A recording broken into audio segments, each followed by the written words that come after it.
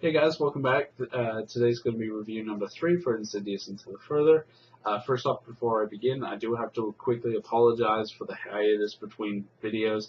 I know I said I wanted to get the reviews out as soon as possible, but with college it's been hectic and it has slowed me down. In other news though, I will be returning to Halloween Horror Nights for the third and final time this Sunday for the annual pass holder event. And this is something I've always wanted to go to. We'll be able to experience the maze with lights on, with all the details revealed. We'll be able to see the props a little closely, get to slow down a little, and just see the amount of detail that they put in, which we usually don't get to see during a live event because the queue is usually moving you through the lines pretty quickly. So I'm really excited about that. Afterwards, there will be a Q&A with my idol, John Murdy, who's the creative director of Halloween Horror Nights, with a meet and greet after, so I'm really excited about that. My friend's also going. She's never been, so this will be her first event, and I'm really excited about this because it's great as a veteran to see this through the eyes of someone who's never been, so it's great to kind of re-experience that with someone and see the reactions. So I'm really excited about that, and I'm sure she'll enjoy it. Moving on to the maze. Insidious overall is a fantastic maze. It's possibly one of my favorites of all time, and I'm not saying that lightly. Definitely coming from a fan, and putting that aside for the time being, getting this out of the way, as a fan, you will enjoy the maze. If you're a fan of Insidious and Insidious Chapter 2, you will absolutely love this maze, as I did. But putting that aside, we're talking about the detail, the scare actors, the maze as a whole. Does it work? Does the scares interact?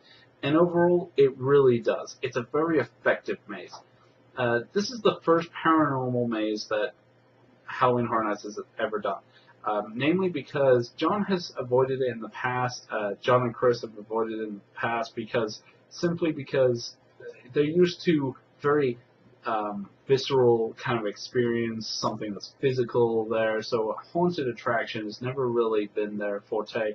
However, with Insidious, as James Wan said in the Behind the Screams video, the thing with the Insidious ghosts and demon is they're very physical. They're there, they're live, but they're still movements are very spiritual, and this works really well in the maze. But first off, let's start with the sets. The sets are just fantastic, and I'm not saying that simply because as a fan, I'm recognizing, but because the way they integrate, they're able to seamlessly go through the entire attraction. Because bear in mind, you start with Insidious 1, and then you move into the further, starting with the Demon's Lair, and then you go into more of the further, and then finally into Insidious 2, where the maze ends. And the way they do this is just so seamless, so integrated, and the effects work really well for each setup. Let's talk really quickly about the seance scene. The seance scene works really well because you've got many different effects going on. You've got a bit of flashing strobe effects. However, the strobes aren't simply just strobe machines. They're integrated into the set as the camera flashes from Insidious 1. So they're flashing, and then if you look into the window, you get to see the demon kind of crawling around and kind of moving side to side. So there's a lot going on in this maze. And then you've got the overall narration and sound clips used from the film. So I should mention this really quickly. As you move through the maze, it's kind of a narration, but it's taking sound clips from Insidious and Insidious Chapter 2, and it gives it to more of a visceral experience. So there's a lot going on as you're moving through the maze itself. The Demon's Lair starts off really great because it's really foreboding. You start with the candelabras, the low-lit red candelabras lighting the passage into his lair, and this is great because the overall area in itself is black, but there's specks of red light as you're moving through this, and you come across this main layer where there's a giant window where the scare actor playing the demon is, but then you've got his own layer where you've got the masks, you've got his nail sharpener, you've got a lot of interesting props in there. You've got the puppets, the marionettes, sorry, and this is really good. The whole room is red, and in some ways, yes, it's bright, but it gives that foreboding experience because there's nothing in there up until you actually exit his lair.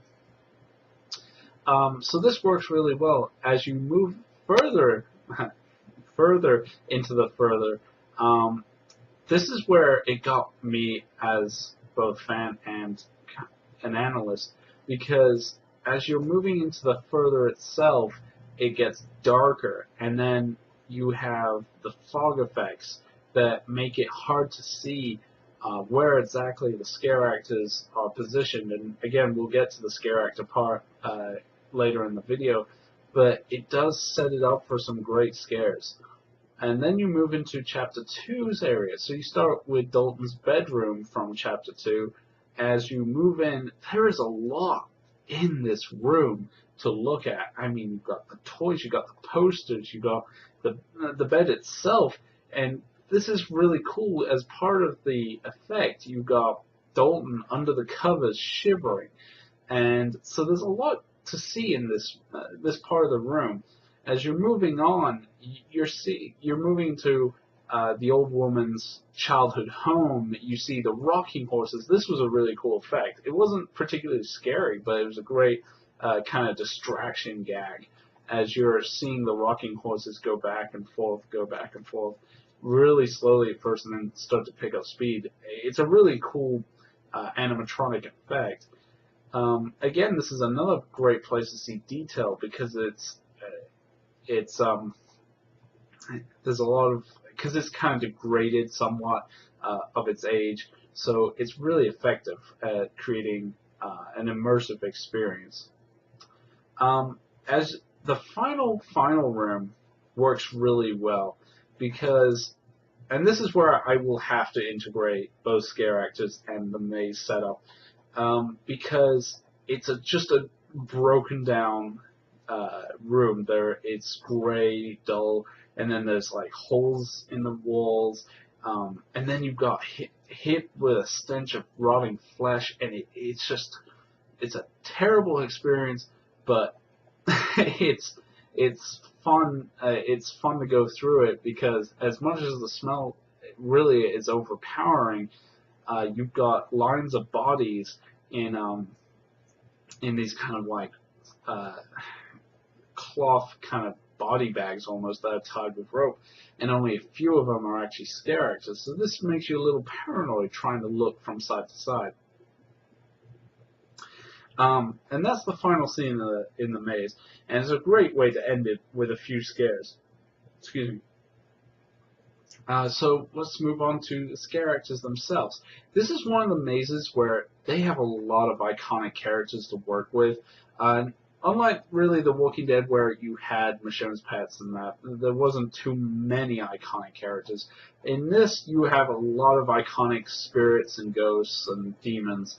They picked from the movie, and all of which worked really well. So let's start off with the old woman. The old woman is a very creepy visage, and she appears to you a couple times in the maze in different forms in terms of scares. One of which is a painting where it's like, if you've experienced La Llorona last year, it's like that where they open it and she kind of goes out and grabs you. So it's very ghostly and very graceful the way they do it. I know that's weird to say, but that's the best I can describe it. Is very subtle, kind of like go out, and sometimes it's really fast, sometimes it's kind of slow, and especially if the scare actor decides not to use the strobe effect, it's very effective. And she appears in the final scene as well as a final gag scare with no strobe effect. She just comes out at you, so that's a great way to chase them out of the maze.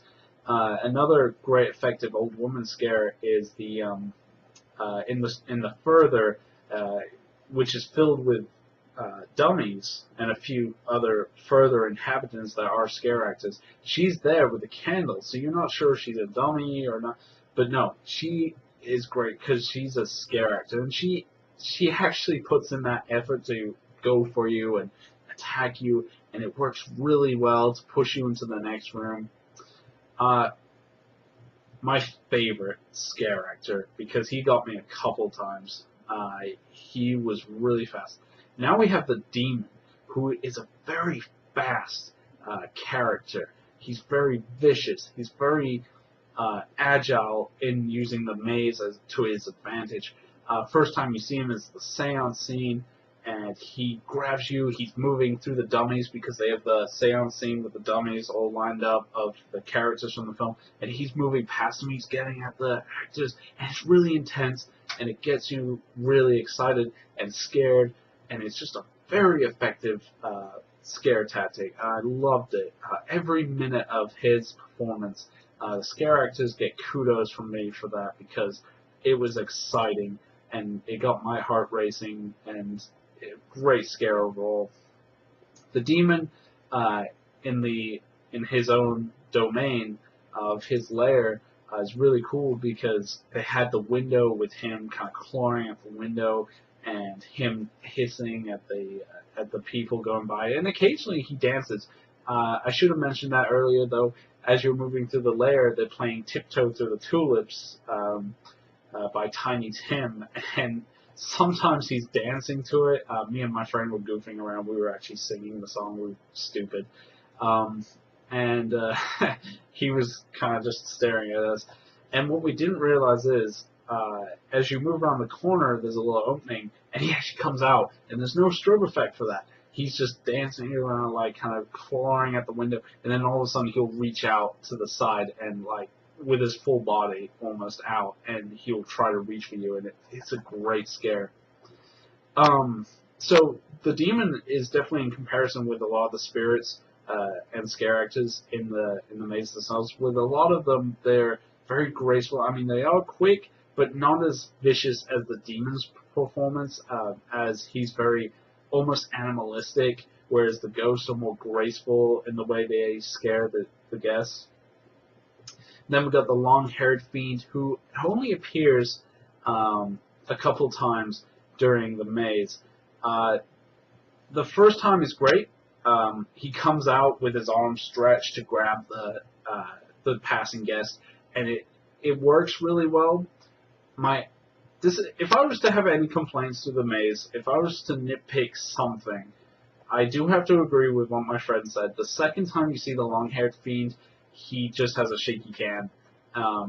And quite honestly, this is something I will bring up later down the line. The shaky cam is really not that scary anymore, and I feel as a fan it's kind of a wasted effect on this character.